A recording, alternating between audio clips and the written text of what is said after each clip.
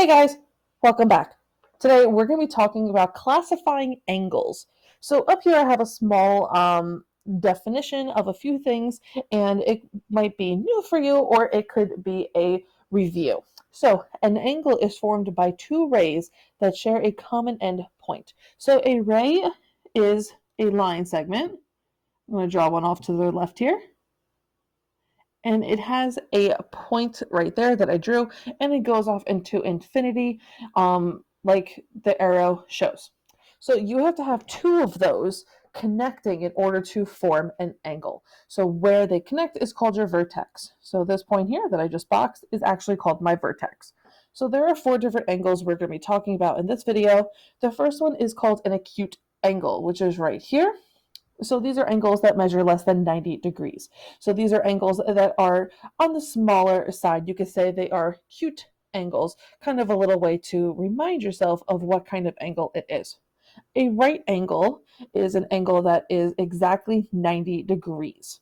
So this angle is going to be perpendicular. That means they form that 90-degree angle. And if you notice, there is a little red box here.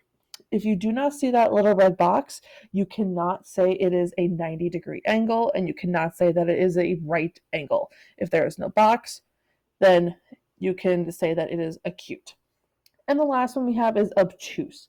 So an obtuse angle is an angle that measures longer than 90 degrees, but is still less than 180. So the reason why I say that is because I want to talk about this little blur I have right here where my arrows are pointing, and that is a straight angle. So a straight angle measures 180 degrees, and it looks like a line, but it actually is a type of angle. So I'm going to erase a couple of things just to give us some room and just to not confuse us later on in our examples. So let's start classifying a few of these. So the first one, we have this angle here. It looks like a right angle, and I notice it has a little red box there. Because it has the red box there, I can say this is a right angle. Now I'm just going to write the word right: acute, obtuse, or straight. Let's look at number two. So this angle is obviously larger than 90 degrees, but it's not a full line yet. So this is going to be an obtuse angle. Let's look at number three. Number three is actually a straight angle because it forms a 180-degree angle because it goes from one end to the other. So this is going to be a straight angle.